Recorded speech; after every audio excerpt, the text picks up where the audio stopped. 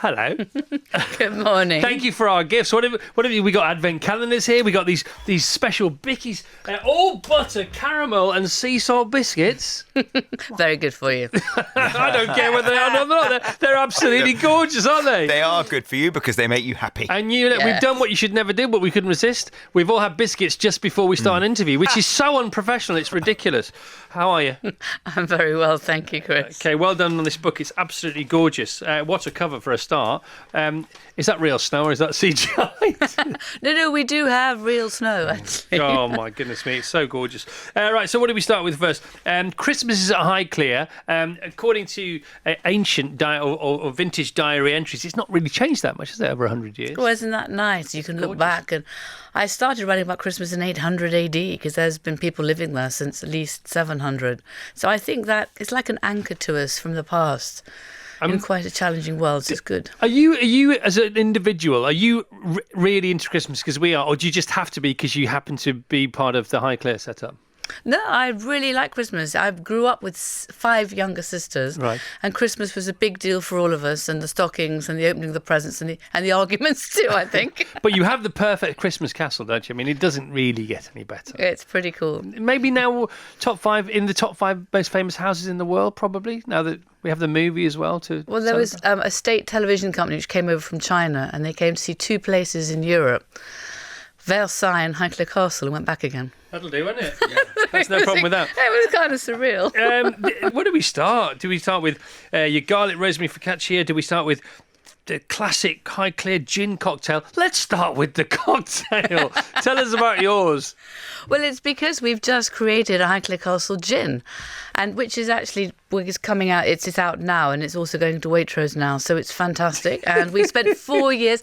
And Chris, I spent 9 months tasting gin. Yeah. Well, if you're going to do it again, you need a new line and a little helper, because there's that phrase, be your best self. There's the Christmas one, be your best elf.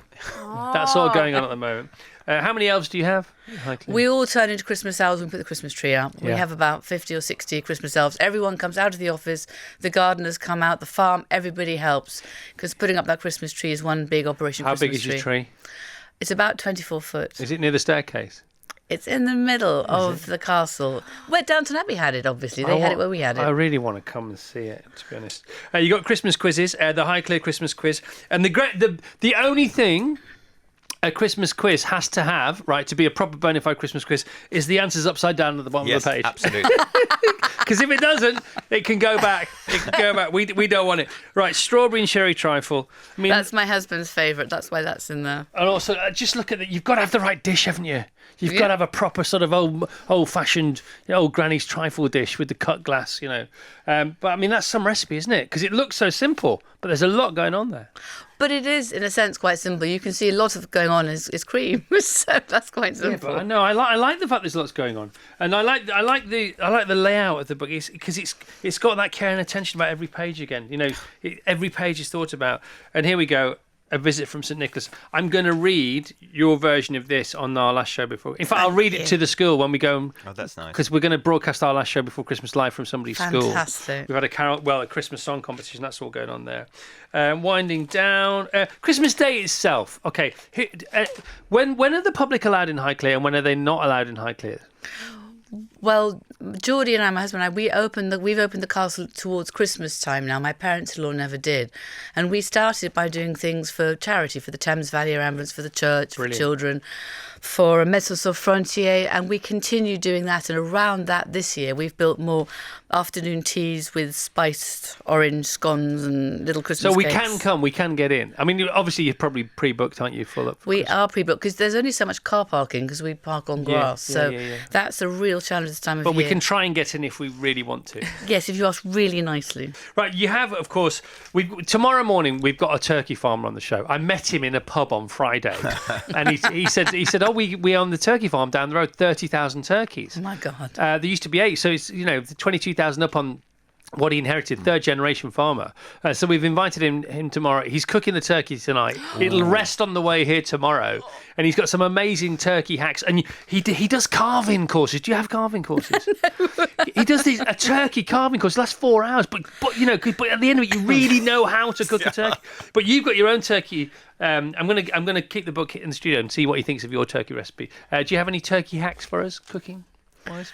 No, we just cook it slowly. And I love the stuffing, so chestnut stuffing. I think Christmas is about memories too. It's about, memories you hand down or from your parents or grandparents. So it's quite important for that as well. I mean, I talked to a very famous chef one year about turkey, and he said, as low and slow as you dare. Is what he said. First 20 minutes, as high as your oven will bear. And he said, then maybe the last 20 minutes. But he said, if you go low and slow, you can't really overcook it, and it's going to stay moist. It's the same kind of philosophy? No, my parents always used to put the turkey in the night before, so cook it hot and then leave it really low. Yeah, and then the other mistake lots of people make is they get a turkey that's, just because they get excited, they get a turkey that's too big, which is fine because you've got your leftovers for the sarnies in the afternoon, but your oven can't cope with it. Because it takes too much heat out. Yeah. And then you put all your other stuff in and you can't get your roasties to crisp up because there's not enough heat left in your oven. It's as simple as that, literally as simple as that. Right, now, have you met Helen? Helen, who works on the show? I haven't. Right, because she researched your book for us. Thank you. She enthused all about you, and yesterday she baked your spice orange scones.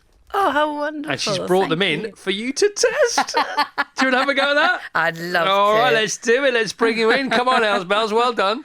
Can't wait for this. It's been a good morning so far, hasn't it? Loads of food. Food-wise. The Chris Evans Breakfast Show with Sky.